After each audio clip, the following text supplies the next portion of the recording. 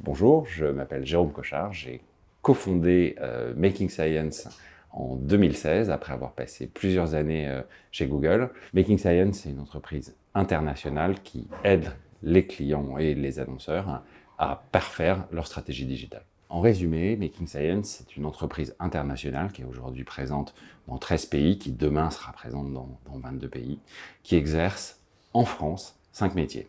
Le premier métier, c'est le métier de la performance. Là-dedans, pour le simplifier, on met Google, Meta et les autres supports qui permettent d'améliorer le chiffre d'affaires de nos clients. Le deuxième métier, c'est le métier du branding. C'est améliorer l'image, enfin tous les éléments qui sont un peu plus haut de funnel de nos clients.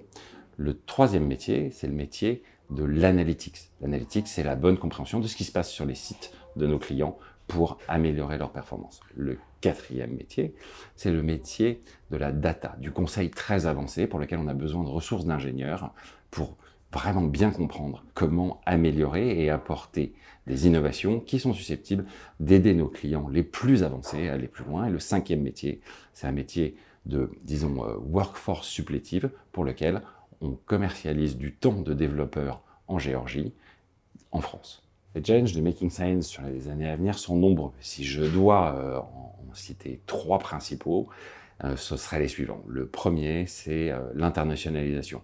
On va passer de 13 pays à 22 pays avec des moves importants aux États-Unis. Donc, comment est-ce qu'on adresse parfaitement ces problématiques d'internationalisation et comment on arrive à faire rayonner nos produits et nos technologies à l'étranger? C'est vraiment un premier sujet. Le deuxième, qui est son corollaire en fait, c'est celui de la structuration de l'entreprise. Comment est-ce qu'on arrive à faire grandir les talents en leur donnant plus de responsabilités, plus de compétences tous les jours.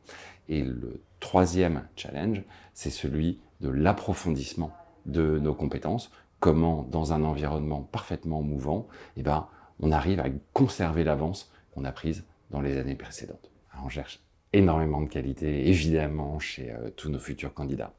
Globalement, si je regarde ce que sont les individus chez nous, ils sont tous sympathiques, dynamiques, intelligents. Ça constitue le socle commun minimum. Mais ce que je vais aller chercher, en tout cas dans les entretiens, c'est premièrement des qualités analytiques. On manipule les chiffres et des problèmes qui sont relativement complexes toute la journée.